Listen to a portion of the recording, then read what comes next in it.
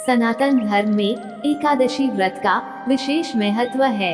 एकादशी का व्रत हर माह में 2 बार होता है। इस तरह साल भर में एकादशी की 24 तिथियां होती हैं। लेकिन अधिक मास और मल मास आने पर एकादशी व्रत तिथियों की संख्या बढ़कर 26 हो जाती है। वैसे तो शास्त्रों में सभी एकादशियों का विशेष महत्व है, लेकिन शतिला एकादशी पर दान पुण्य करना विशेष शुभ माना गया है।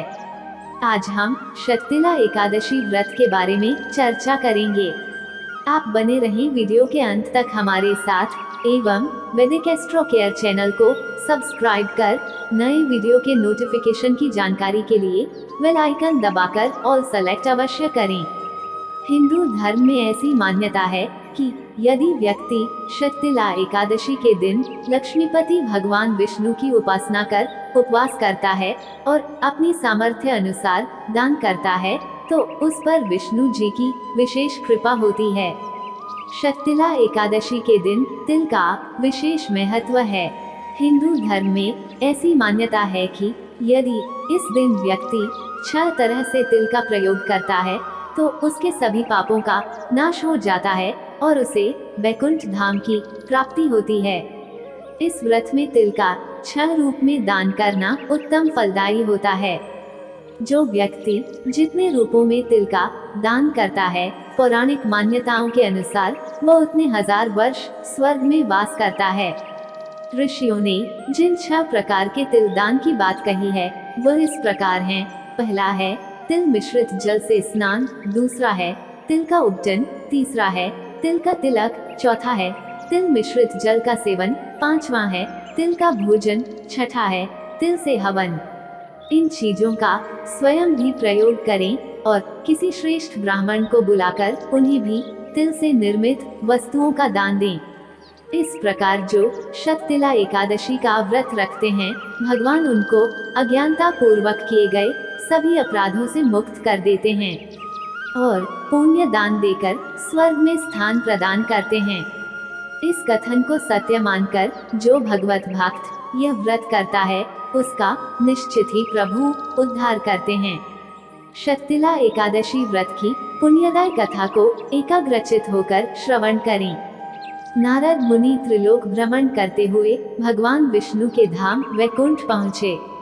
वहां पहुंचकर उन्होंने वैकुंठपति को प्रणाम करके उनसे अपनी जिज्ञासा व्यक्त करते हुए प्रश्न किया कि प्रभु, शतिला एकादशी की क्या कथा है और इस एकादशी को करने से कैसा पुण्य मिलता है। देवर्षि द्वारा विनीत भाव से इस प्रकार प्रश्न किए जाने पर लक्ष्मीपति भगवान विष्णु ने कहा, प्राचीन काल में पृथ्वी पर एक ब्राह्मणी रहती थी। ब्राह्मणी मुझ में बहुत ही श्रद्धा एवं भक्ति रखती थी। वह स्त्री मेरे निमित्त सभी व्रत रखती थी। एक बार उसने 1 महीने तक व्रत रखकर मेरी आराधना की। व्रत के प्रभाव से स्त्री का शरीर तो शुद्ध तो हो गया, परंतु वह स्त्री कभी ब्राह्मण एवं देवताओं के निमित्त अन्नदान नहीं करती थी। अतः मैंने सोचा कि यह स्त्री वैकुंठ में रहकर भी अतृप्त रहेगी, अतः मैं स्वयं एक दिन भिक्षा लेने पहुंच गया।